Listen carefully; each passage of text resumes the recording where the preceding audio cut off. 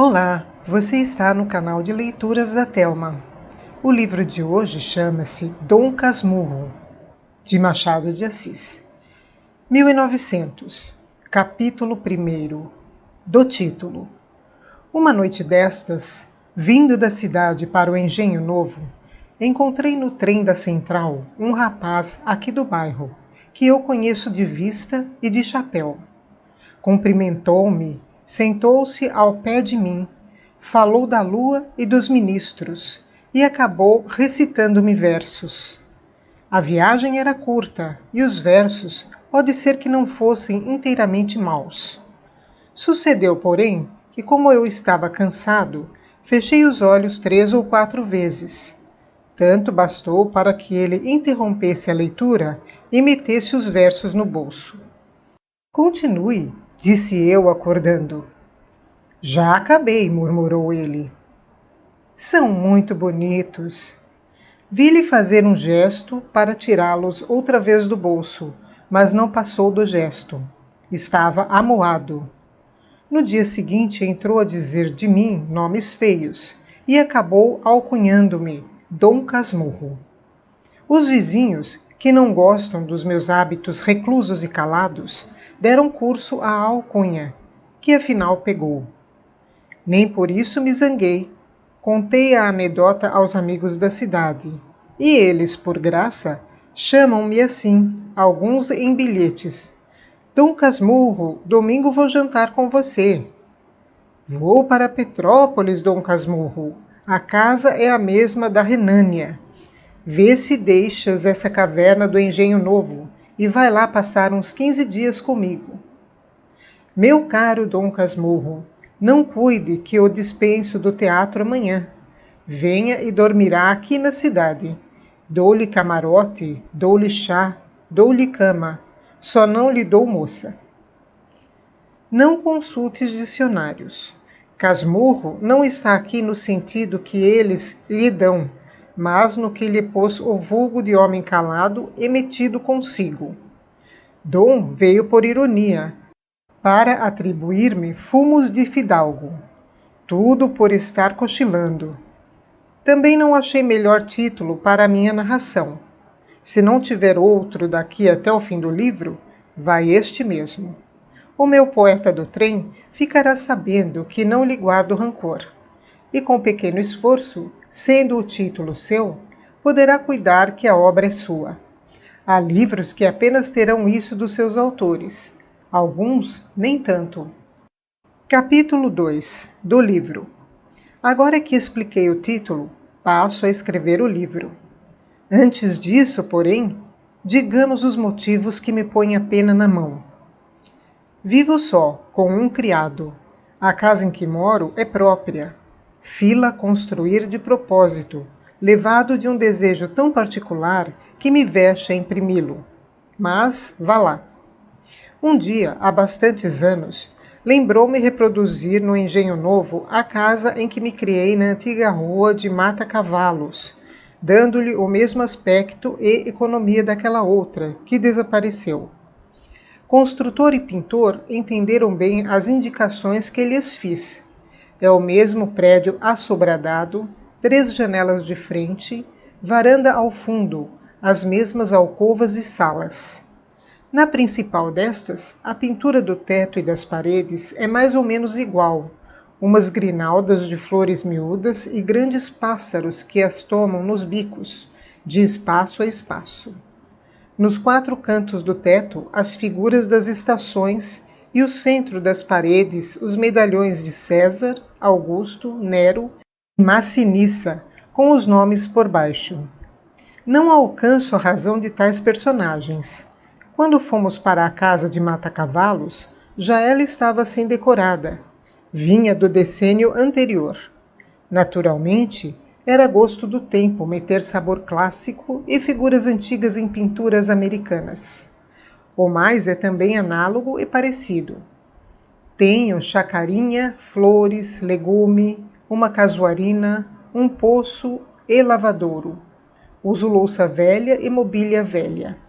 Enfim, agora, como outrora, há aqui o mesmo contraste da vida interior que é pacata, com a exterior, que é ruidosa.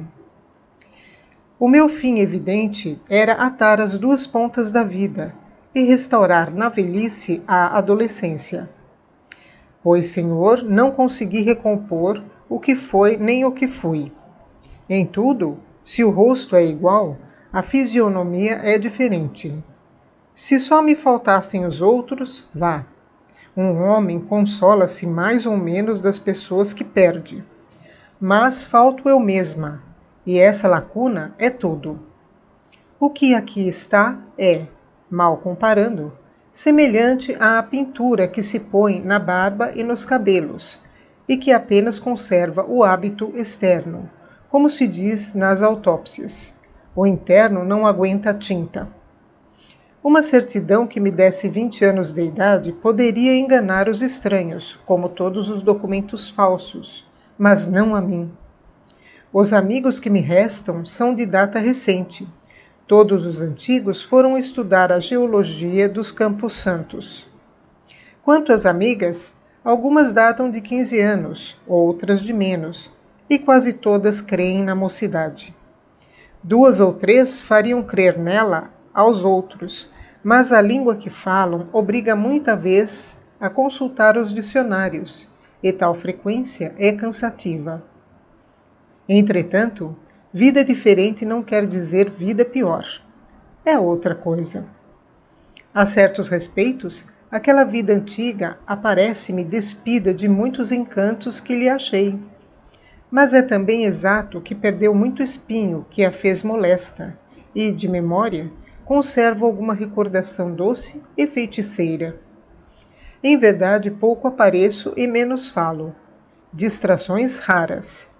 O mais do tempo é gasto em hortar, jardinar e ler. Como bem, eu não durmo mal. Ora, como tudo cansa, essa monotonia acabou por exaurir-me também.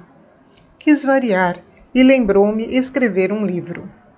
Jurisprudência, filosofia e política acudiram-me, mas não me acudiram as forças necessárias. Depois, pensei em fazer uma História dos Subúrbios, menos seca que as memórias do padre Luís Gonçalves dos Santos, relativas à cidade.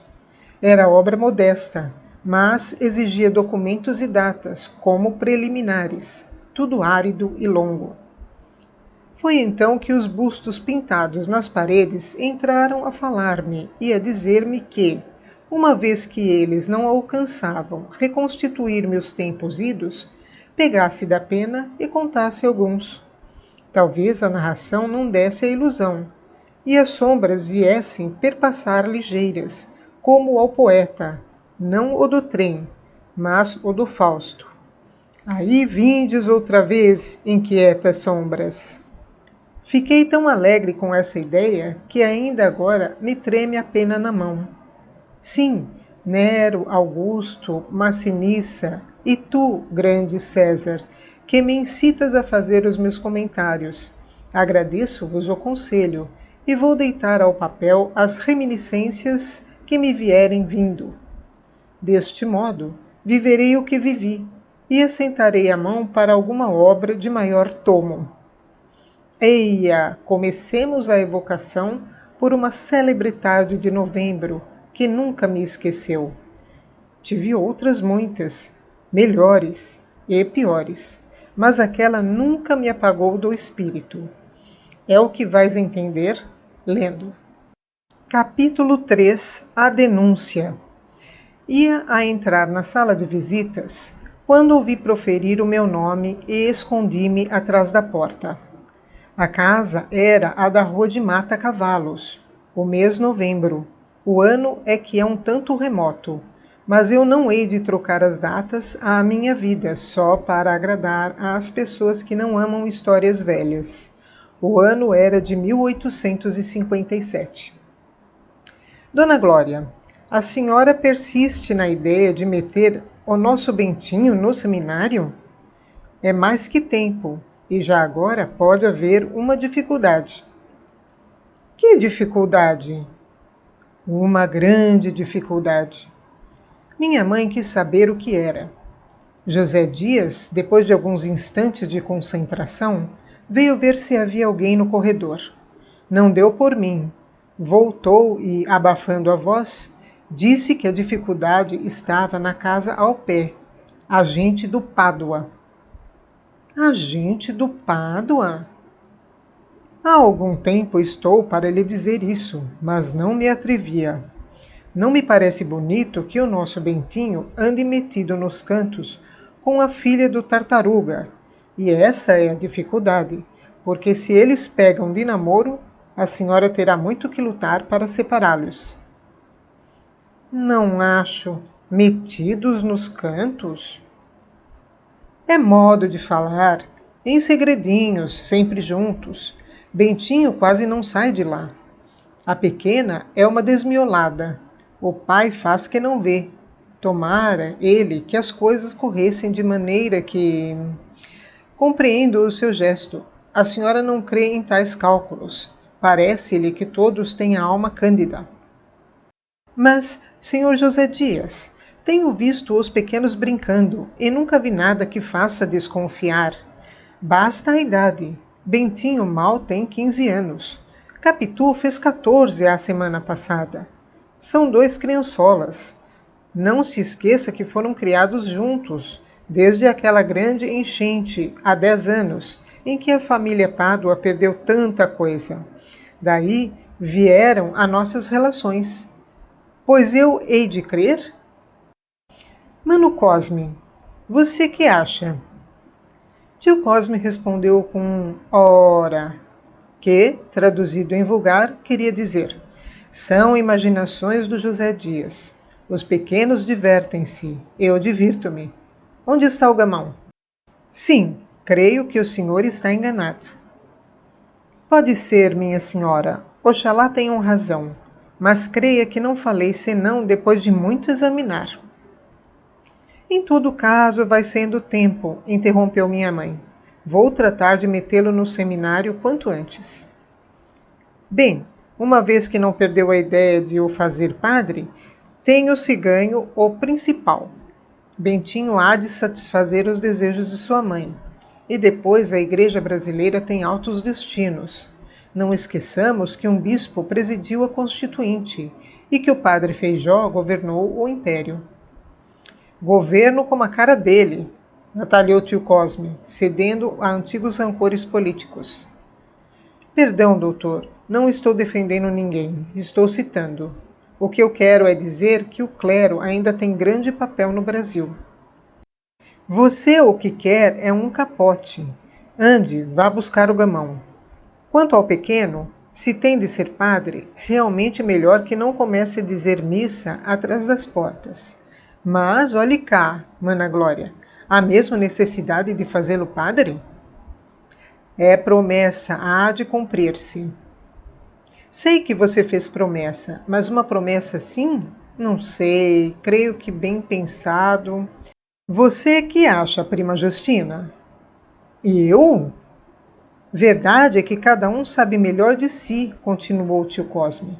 Deus é que sabe de todos. Contudo, uma promessa de tantos anos... Mas que isso, Mana Glória? Estás chorando? Ora essa, pois isso é coisa de lágrimas? Minha mãe assoou-se sem responder. Prima Justina, creio que se levantou e foi ter com ela. Seguiu-se um alto silêncio, durante o qual estive a pique de entrar na sala, mas outra força maior, outra emoção, não pude ouvir as palavras que tio Cosme entrou a dizer. Prima Justina exortava. Prima Glória, prima Glória. José Dias desculpava-se. Se soubesse, não teria falado, mas falei pela veneração, pela estima, pelo afeto, para cumprir um dever amargo, um dever amaríssimo.